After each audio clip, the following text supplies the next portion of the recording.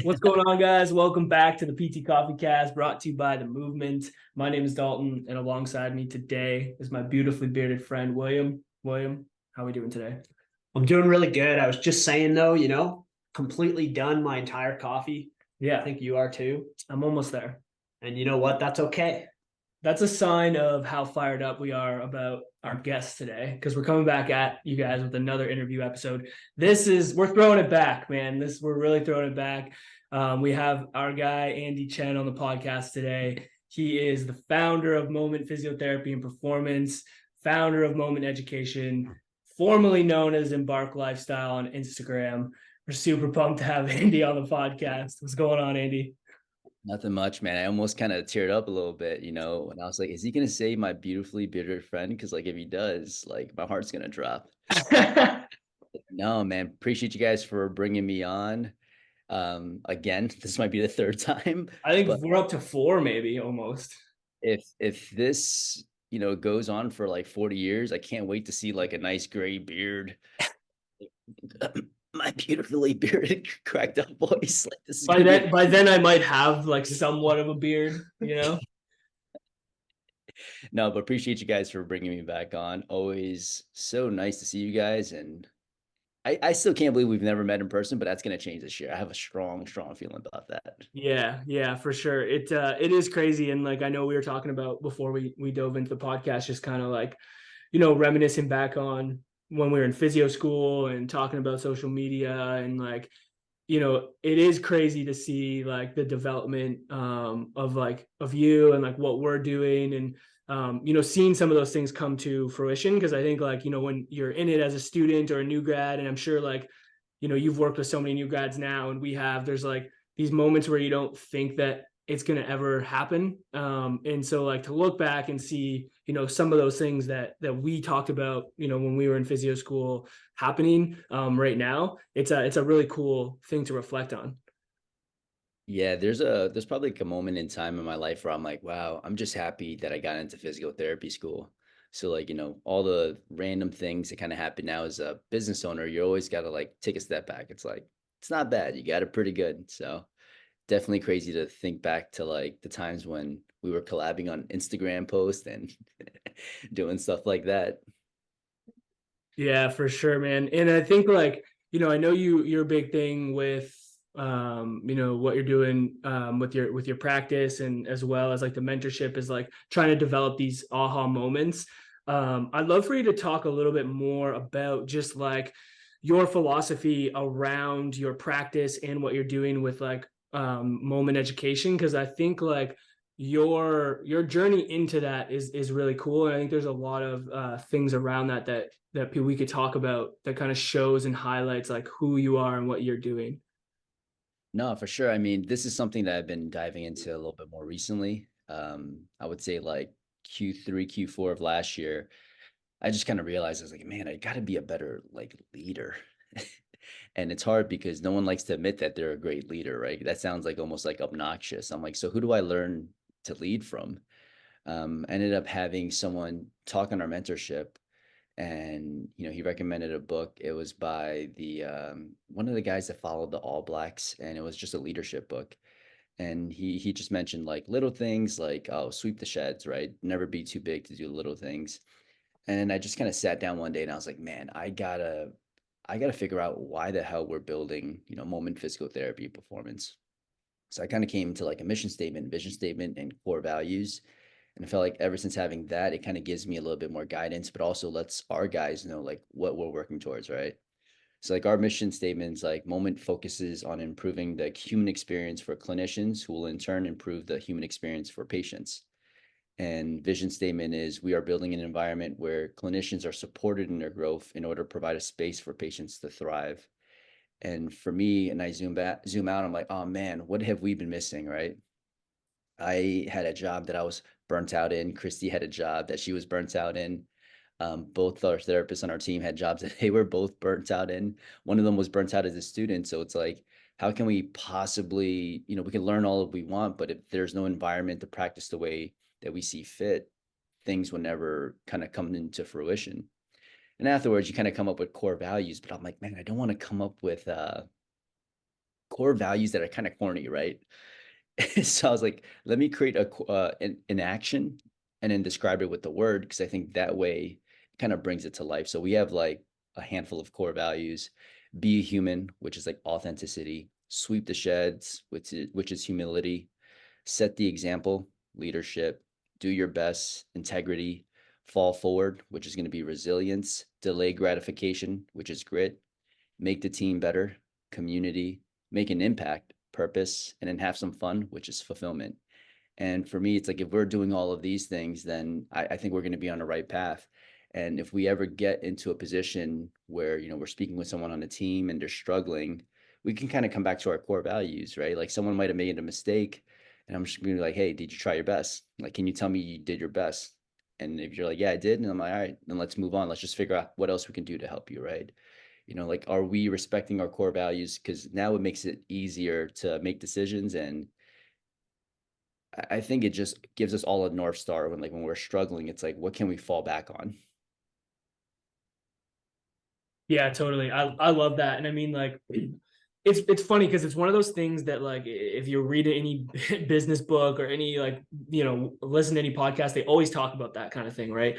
Which I think it gets so talked about that people loses like how powerful it can be if you do it, like actually do it the right way. And then not only like developing these things, but then like holding those standards with like your team. Because I think what's even worse is if you come up with some of these like core values that aren't really meaningful to you or to your team, and then they're up on your wall, but then no one's really doing anything to actually hold those standards. And it just becomes really like, it just becomes fake. And I think that does like trickle down. But we talk about this all the time because we've done something similar with the movement, but we talk a lot in our mentorship about it, because I think that like clinicians should be doing this even just for themselves. Like, you're doing it for your business because the business is an extension of you, and the rest of your team. But like, some people don't have their own business, but that does not mean that you can't create this set of standards or this philosophy or this mission and vision for yourself that you use as this North Star that you talked about. And I think it's so important to sit down and really think about those things. Yeah, I love that, right? Because that's kind of where I first started when I was practicing. I was just trying to figure out, like, all right, got this person in front of me. Like, where the hell do I start? We have our own principles when it comes to like what we teach in a mentorship. Principle number one, movement availability and isolation. Principle number two, movement availability and integration. And none of these things are like necessarily like more important than the other, but it's just different things that you're taking into consideration, energy expenditure, efficiency and energy expenditure, graded exposure, behavior change. These are all things that we focus on.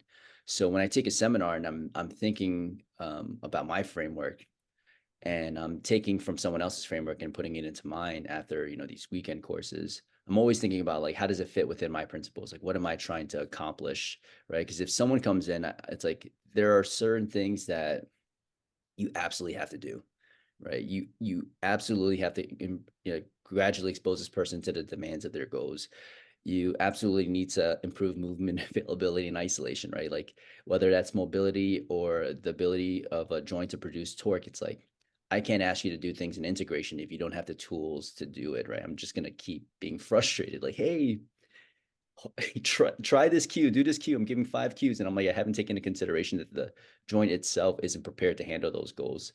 So that's kind of like my North Star. I'll look at all of my principles and I actually, put it down on paper, like what those principles are. And I just relate it back. It honestly becomes like reverse engineering biomotor qualities and some like the human behavioral things that you'll see as you're practicing. Yeah, and I think the key thing with that too is like, I would be curious to hear like how much time have you put into like sitting down and reflecting and developing those philosophies, those principles for yourself, whether it be practicing or your business, or like how much work and time and effort has gone into that for you? In terms of developing, and like I got home yesterday and I like finished the quiz I had to do in order to get a certification. So it's like I'm still trying my absolute best to learn as much as I can, because there's a couple of things. It's like, if I'm asking something of the people on our team, like I've got to be doing it myself. If I'm teaching a seminar or a course or mentorship, I've got to be continuously learning, because I'm just not going to pretend that I know all the answers, because no one has all the answers.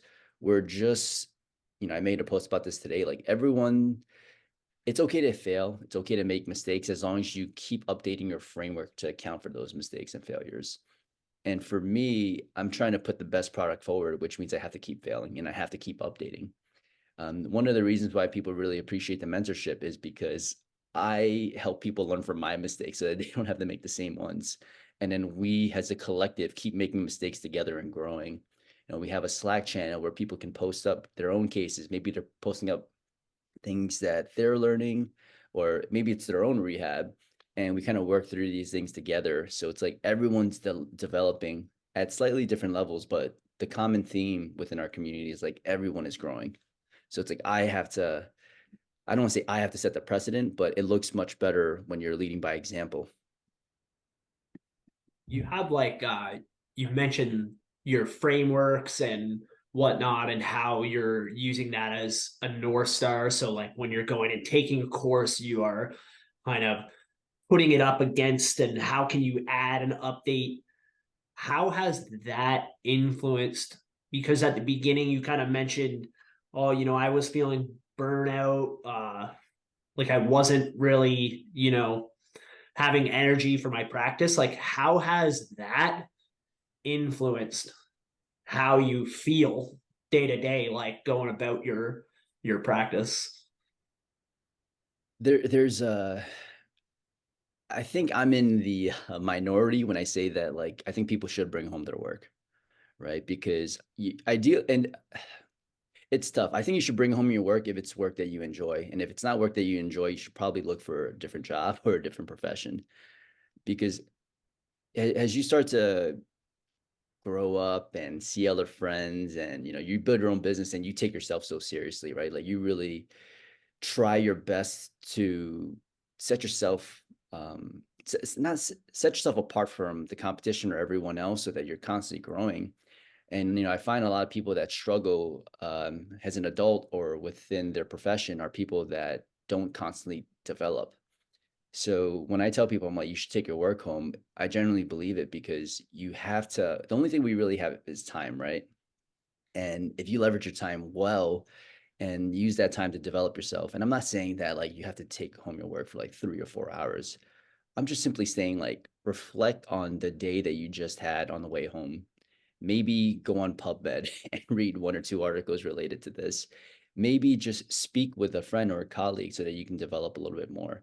But be slightly intentional with your growth so that you can actually enjoy the work. I think the most frustrating part about the work sometimes is like when you have someone in front of you and you just can't help them, right? Like you don't know exactly what's going on, and it sucks. Like those moments are the time where I'm like, that's when I don't want to say I feel burnt out, but that's probably when I'm a little bit more frustrated. But at the same time, that kind of fuels my energy of like, I've got to learn. And whether that's like me going about it myself, or me referring the patient to another colleague, I'm like, hey, you're better off seeing this person, because I genuinely think they've got a solution for you. And then me learning from that colleague, that's kind of how I go about it. There's nothing more fulfilling in our profession than like someone texting you or sending you an email. It's like, hey, I did this again for the first time in a long time. Or like, hey, you completely changed my life. Like as physical therapists, we live for that, like, so it doesn't matter how much I'm working. It doesn't matter how much I'm pushing myself. I get one of those text messages, my bucket's full again. I'm like, let's get it. Like, let's get after it. I heard you say intentional learning. What's the difference between that in your mind and unintentional learning? I don't know what the opposite of that is, but I think that we should all have a framework, right? And this goes back to like what we just talked about, principles. Like I'm on Instagram and so many people are like, principles over methods. And I'm like, all right, what are your principles? Like, I don't have any, or I don't know, right? Like you need to lay things down. So it's like, for me, it's like I have our principles, right? It's like movement availability and isolation, movement availability integration, optimization of energy transfer, which is like plyometrics related, optimization of energy expenditure, graded exposure, navigate variability and task and environmental constraints, which is like dynamic systems theory, and then behavior change. So it's like no matter what I do, what I learn, I'm bringing it back to those principles. I have a framework, so I know exactly what I'm capable of doing, right? We've built out every single pattern: squat, hinge, push, pull, carry, lunge, throw, sprint, lateral run, lateral shuffle, hip turn. Like every single movement that an athlete can do, we've built it out. We have 3 regressions, 3 progressions, a bunch of lateralizations. If someone can walk into the clinic, I know exactly how I'm going to get them to hop. If someone can march in the clinic, I know exactly how I'm going to get them to sprint. But it's because I've built the framework. I know I know how to dose stress appropriately to gradually get this person back to their goals. And it's intentional because I've written down what works and what hasn't worked. You know, the difference between like a march, a skip, a switch, and then a run, you're slowly increasing the speed to the lower limb as it hits the ground. But before I used to do a march to a switch, which is like both legs leave the ground and then it would be a skip, but the skip would have 2 legs on the ground at once. So it's like that didn't make sense. So I switched that order around for myself. So it's like making sure that like what you're doing is logical. It respects the laws of the universe. It actually works, right? Like, because that's what happens when you start to eventually develop heuristics. It's if you have to recreate the scenario every single time in your head of how you're going to get someone back to running, it's going to be way too demanding. Like when someone comes into the clinic, I already have about 3 or 4 menus that are going to help them get back to running. We have our calf raise series, we have our horizontal jump series, vertical plyo series, like, and I just got to put them on the map. You might not be able to do the highest level one, but if I can do the regress version, I already have all the other bridges that I can build. So when it comes to like intentional learning, are you actually using your framework or are you just selecting exercises at random and praying? Like, it's like, please, 3 months, let this person get back to running. You know, even when you go back to running, like, what's your framework? You know, what are the different tiers of running that you're getting people back to? So that's kind of what I mean by intentional learning. It's like I'm battle testing my framework every single day. And whenever it doesn't work, I'm going to update it.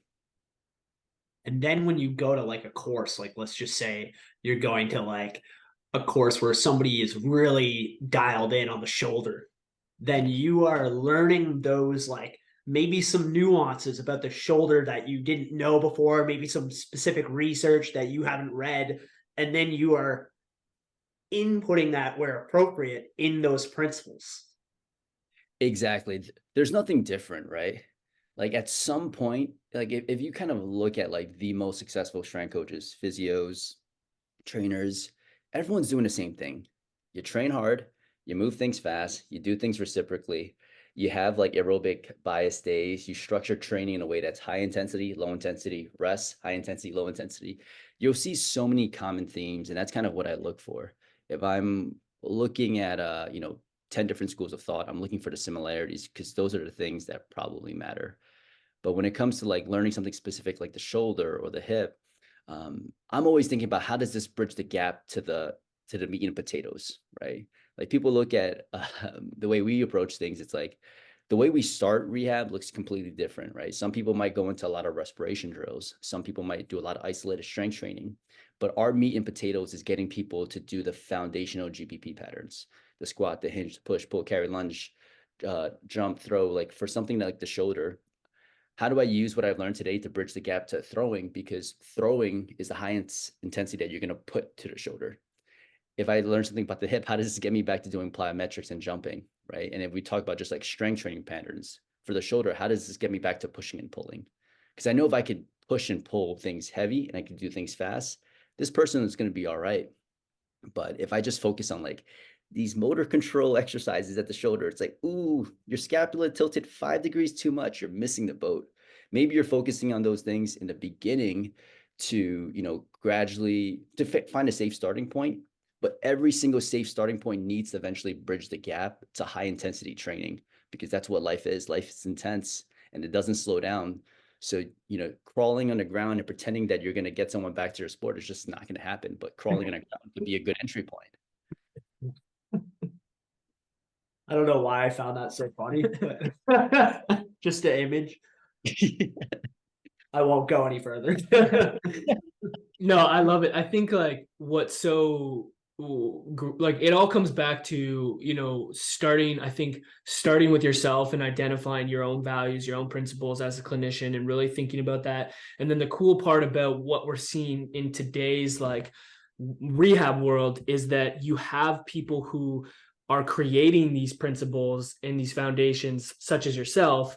And now you're teaching these to other people who can then grasp onto those principles and utilize those principles themselves. They don't need to necessarily start creating all the stuff that you just went through and the hours that you put in to build this out. They can then go and take your mentorship and learn those principles, and maybe they do the exact same thing and they use the exact same framework, and that's great because now you know that people are going to get high quality care. Or they take pieces of those principles, layer it on what they already know, their own framework, and they utilize a piece of that. But I think sometimes it can be really overwhelming for students and new grads, and it was for me. It's like, well, what the hell do I do, and how do I start like actually helping people? I think now having access to people in different realms that are creating these frameworks for, what you're talking about around movement and strength and treating people. And like, I think about what Nick does with communication, like he's providing like, a framework for that. There's like so many different people like Level Up, they're all providing these frameworks that you as a student, a new guy, can go in and actually have right away and start utilizing, and then, formulate your own thing off of that. I one of the things I think about now, it's like, how do I be a good ancestor, right? Alex Hormozy talked about like how he was grateful for like Gary Vee because Gary Vee set the stage for him to be successful. He learned from Gary's mistakes. So it's like, how do I be a better ancestor for future physio students, for future trainers that want to come in an industry and do something similar? It's like, let me save you time. Let me speed things up, right? Because I know you guys asked me like, how long does this take, or like how much time do you dedicate? When I was working full time for someone else and I was working like, 6 a.m. to 6 p.m., I would wake up at 4 a.m. and I would come home and I would read on the way back. And like even now, it's like I block off my days on Monday and Friday and they're just development days, right? I'm creating, building stuff. So I think our role, like as we move further in this profession, is like becoming a better ancestor. How do we save people time so that they don't have to do all of the things that we did, but provide them the resources so that, hey, you want to dive in deeper? Like go for it. Like these are some of the seminal papers.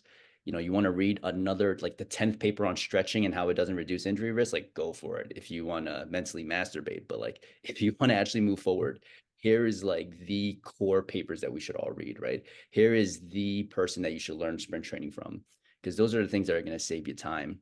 You're going to end up, being exposed to like information overload. Everyone seems to have answers. Like, where do I go from there? And that's where I think like trying to be really, really grounded in what you do, logical, and communicate in a way that relates to the other person allows you to be a resource for them. And I hopefully, right, if they're consuming your resources, they understand your value. And if they understand your value, then they're going to always come back and learn from you. Yeah. And I think the reason I asked like how much time you put in is like, people will look at where you are now and what you're doing, and they'll just assume you just arrived there. But like to get to the point where you are now, and I think this goes for anyone who's trying to in our space as a clinician, or trying to improve themselves, is like you have to put in the time and the work to do it. Like there's no way around it. Like, and I think if you want to have a fulfilling career and you want to do something that really impacts people, it's like you need to put in the work to do that. There's a lot of opportunities now to attach on to someone like you or other people who can speed that up, but you can never skip out on doing the actual work to get there. And if you don't accept that and actually do the work to put yourself in that position, you're probably not going to reach that level of fulfillment that you're looking for. If you're not looking for that level of fulfillment and you're fine with what you're doing, then cool, like do your thing, keep moving, whatever. But I think a lot of people will say, I want this fulfillment, I want this career, I want to do all these things, but then when it comes time to like have to wake up at 4 a.m. to read, this next paper, or prepare myself to like start my own business before I go to work, like no one wants to really do it. So I think it's something to really think about. I tell people all the time, it's like it's this shit is not easy, right? And if there was a job out there that I could really see myself doing, I would have probably taken it. But the reason I started Moment was because there wasn't a single job on the market that I would actually want, right? And like we're trying to pay our therapists in the top 1% and give them a good work-life balance, have a 4-day work week and have 3 days off. Like there's things that just don't exist currently, and we want to build those things. But when it comes to like development, like no one's asking you to be like Elon Musk and spend every breathing hour, every second of your day, trying to figure out how to put people out into outer space. People are just asking you to like just be a little bit better at your job. And I find that most physical therapists stop developing within the first 1 to 3 years. Like they're super gung ho and super, super excited. And then after about 3 years, they just keep repeating the same year for the rest of their career. So it's like, how is that fulfilling? But it's no blame on them. It's because there's no environment that allows people to continuously develop, right? As a new grad, we come out the scenes and we're like booming with energy. And then we're stuck in these environments where people just really, really put out your fire really, really quickly. And then you get burnt out and you don't see a way out because there is no other way out, right? There, besides starting your own practice. So like, that's what we're trying to create. That's what I always think about. It's like, why the hell do I work so hard? It's because we're trying to do something different. We're trying to build something different. We're trying to move our profession forward. What I like that you talked about reflecting too, and it's like, because I do that a lot too, and it's that idea of reflecting on your day, but you've got to reflect against something, right? And like you got to have that framework where you're like, okay, when I was talking with that client or when I was cueing them through this movement, did I do that in a way that was gonna help them have movement quality and integration? Or sorry if I'm botching your principle there, but you know You're what I good. mean? Movement and integration, like you're measuring it against something. Or did I execute good behavior change? Like was the way I was communicating actually facilitating that? So you're having this like means to reflect against something. And I think that really helps. And that can be your taking your work home. It's just like on the drive home, you're thinking about like the clients that you saw and did you execute as best as you could, or are there ways you could have maybe done it a bit better? And then you try to carry that forward. And that's going to like take you, if you keep doing that, you're going to like get way better. I love that you mentioned the communication aspect, right? Because like that's something that's huge. You know, there's like 2 cases in my head that happened recently that I share with like our team, because I'm like, you have to measure success how the other person's measuring it. I had someone come in with like left knee pain and he had left hip pain, and hip pain was first, and and it started traveling to his back, and his hip mobility was like horrendous. And we cleared up the hip mobility, and like knee stuff started feeling better, back stuff started feeling better. And I was like, what do you think of today's session? He goes, I just feel like we haven't like hammered the knee as much. And I was like, okay, I'm measuring success by improving the thing that I truly think to be causing the other issues.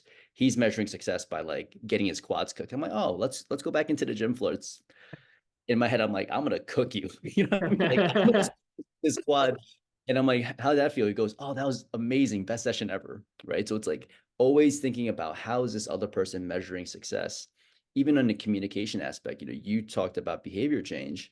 It's like, am I allowing this person to come to these decisions themselves? Because that's probably going to give the best bang for their buck. Or am I imposing my will on this person? It's like, I probably could have done a better job of framing my language. I probably could have like asked more thoughtful questions opposed to like making these stronger statements that have created resistance. So I love that aspect of communication, because there's so many ways that we can keep becoming a better communicator. There's so many ways in those, like you have like 6 or 7 principles, right? Like there's so many ways you can make yourself better in those. Like and you can keep doing that forever. Like I even think about, just with behavior change, like one of the things I've noticed in myself is when I get tired, I get less good at helping people change their behaviors, because you tend to be more short, and like I tend to impose my will more at that point versus, the opposite. So then I start thinking, well, how can I make myself have more energy? And that could be the thing that leads me to improve that quality. And like there's a million different choose your adventure for like how you can use those principles to guide yourself for where to develop? Yeah, all roads lead back to running, Dalton. See, more energy. The one thing I wanted to ask you, you obviously have seen you, with your mentorship, have like over 200 people come through the mentorship. Like, you've seen a lot of new grad clinicians, a lot of clinicians probably on a wide scale of like age range, demographics, all that kind of stuff. What has been some of the common themes that you see people struggling with? And then what are some of the common themes that like you see people really thriving with, especially like younger, newer clinicians? Like, is there certain things that you're seeing on that front too that they're like people are doing really well already? Oh man, there's a handful of things we could break down. Uh, I would say one of the first things is like just understanding the importance of like what you do, right? I think a lot of people struggle to understand the importance of like the profession. Even if it's a physical therapist, we have trainers, we have chiros, but there's like an overwhelming amount of people that are like physically inactive, right? If we look at like the literature, it's like 4 out of 5 kids don't meet their physical activity guidelines, and that's important because they've done a study where they track those kids over 18 years, and if you're inactive as a kid, it tends to predict inactivity as an adult. If we look at the stats as an adult, 3 out of 4 adults don't meet the physical activity guidelines. If we look at the score, 80% of the world are dying from chronic disease. They're not dying from anterior pelvic tilt. They're dying from chronic disease related to like metabolic health and other things like that, right? So it's like, how do I understand the importance of what I do? You've got this person in front of you right now. They're in their most vulnerable state. They've been in debilitating pain. They don't know how to get healthy again. Well, now you're working with this person for the next 4 to 6 months. It's not just about rehabbing, but it's getting them to enjoy the process of maybe getting yoked, getting jacked, right? Because like if someone was physically inactive before and you just restore them to their baseline, that baseline is just going to go away if you don't actually change their behaviors. So if we look at like, you might see your physician once a year for your annual, and it might be 15 to 30 minutes, but the patient that you're working with, you're going to see them at least on a weekly basis, right? And you're going to be able to learn more about them. You're going to really be a change agent that's going to allow them to adopt these positive lifestyle factors. So it's like, hey, let's zoom out. I get it. You're really good at addressing an anterior pelvic tilt, but can you get someone to consistently strength train twice a week and partake in 150 to 300 minutes of moderate aerobic activity? Like that's an amazing skill, right? Like if you've got that communication style, you got things dialed in, maybe you're pulling in resources, your branding, your marketing is going well, so that when people go to the door, they almost expect you to lead them to that path. And that's the most skilled care that's out there, right? Like as healthcare right now, like, with like Peter Attia's work, there's healthcare 1.0, which is like there's no scientific method, right? It's like, hey, Will, you coming in for back pain? I'm gonna do some bloodletting because it helped other people. And we're gonna cut you open and let your bad blood pour out. And then we created a scientific method, and this is things where it's like there's penicillin and other things that address like these acute issues where it's like you have an infection, perfect, we can help you. And medicine 3.0 is like preventing these things from happening. Like if most of the issues are coming from chronic diseases and lifestyle factors, like we need to manage lifestyle. And that's the highest level thing that you can do, right? Prevent things from having to even be addressed in the first place. So that's the one thing I think we get this like view of school of like, we've got to treat this function.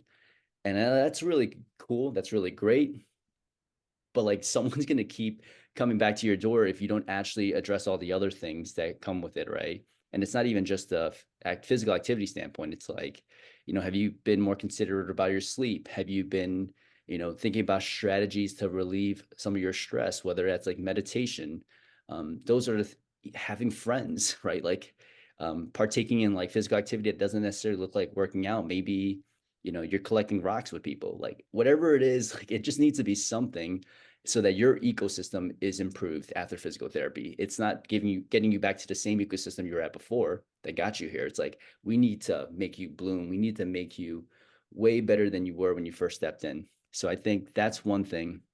A lot of people that come into the mentorship, I don't think they expect that, but I'm like, we have to take this person, think of him as an ecosystem. Like, what else can we improve beyond just like physical health, or like this moment in time where they have quote unquote dysfunctions? Yeah, man, honestly, I could rant about how much I love all of that because it's something that I've been talking about so much around how we need to think bigger as a profession to like focus on that and how much of an impact we can have on people's lives in healthcare, and physiotherapists specifically can be at the forefront of absolutely changing that if we grasp onto it. So I'm fired up that you talk about that with all the people that come through your mentorship because I think it's so important, and we undervalue our ability to impact that aspect, and really change people's lives with our profession as physiotherapists. So There's something ridiculous like $300 billion a year spent on like unnecessary healthcare things, right? And if we think about like how many like Tim Hortons Timbits we could buy or like donuts, like that's a lot.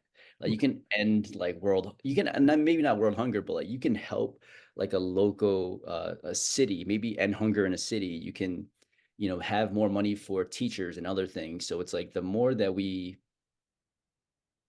learn, the more that we apply like evidence-based things and just really filter our information, like the less unnecessary healthcare spending we have. And maybe that gets allocated to other things. But, you look at the stats and it's just alarming. It's just absolutely insane. So it's like, yeah, those are things that you have to prioritize because otherwise you'll have the rug swept from under you. and then like what would be, I'll be curious to hear this, like what are some of the things that you feel like people coming into the mentorship and maybe more specifically newer clinicians, new grads, like what do you think they do really well and like the skill sets that they already have that they can really leverage, that maybe like the quote unquote older generation or the generation that came before us might not be as like there with. They're still curious. Yeah. They still want to learn. And I think that's the main thing. Honestly, like a lot of people that entered a mentorship initially, especially new grads, like I wouldn't trust them with anybody, right? Because they still need to have a framework. And I think the curiosity aspect in the beginning is what naturally gets someone better because they're just like, I need to know what to do. I need to know how to learn. I need to know how to update my framework.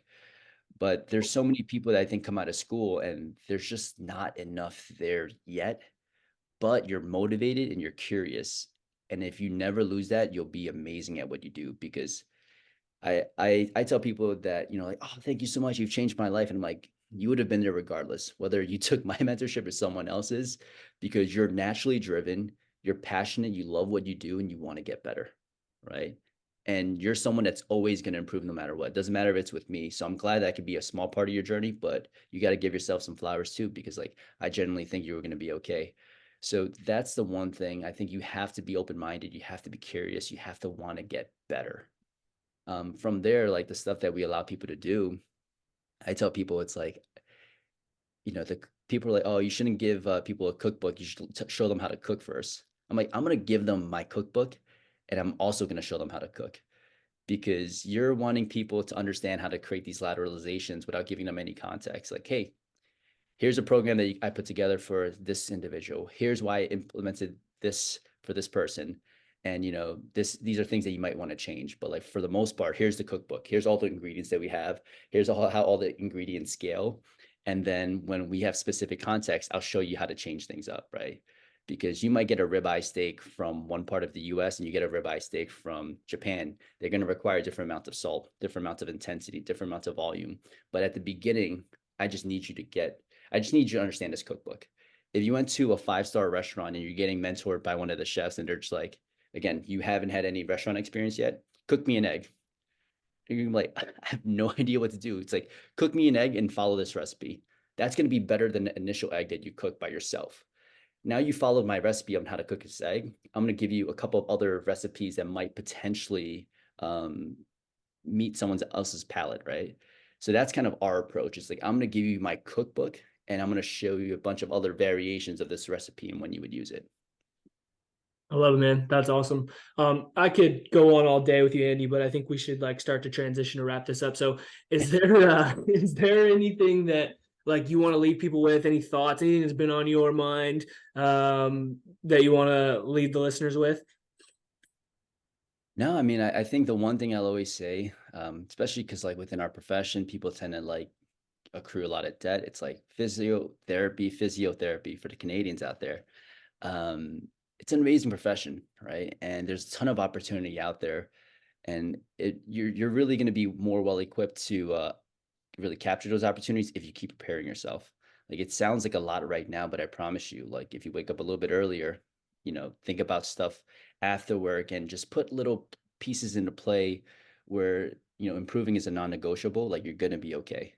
Like do that over time, because whether you're going to run your own business or like find a job that you really enjoy, both of those things are going to require to be a better version of yourself. So like no one's going to hire someone that hasn't been developing for the past couple of years. They're going to work on the person that has been reading, has been staying up to date with research, has been getting jacked, working out, and like trying new things. Like those are the type of people that these higher quality clinics like yourself are probably looking for, and people that I look for, right? It's not the same person that's going clamshells and like TheraBand ER. It's like people that have like looked at like pressing. Why would I use this press? Here's how I improve my own strength. Like keep exploring, but don't forget to like just have some fun with it. Love it, dude. Why don't you let people know where they can, join the mentorship or get on a wait list? Because I know you're always like through the roof on those. And then I know you do some in-person stuff too. So like let people know like what you got coming up. This episode will probably come out in like a week or two. So No, I appreciate that. Easiest way to follow me is going to be at Dr. Andy Chen. Our practice is at moment.ptp, and the education is at moment.education. Just hit me up on Instagram. If you're listening to this podcast, and you're like, man, I really like what you said about so-and-so. How can I learn more about these things? Like, I'm more than willing to pay it forward, because I know eventually whoever reaches out, they'll pay it forward. So don't be scared. Shoot me a message, and yeah, we'll connect. love it. Andy, it's always a pleasure, man. I'm super excited we got to sit down and chat. It's been a while since Will, myself, and you have been able to talk. I know you're coming to the Great White North sooner than later. So I'm hoping that is when we finally get to connect in person and have a Tim Hortons coffee together. Double, double, baby. Let's go.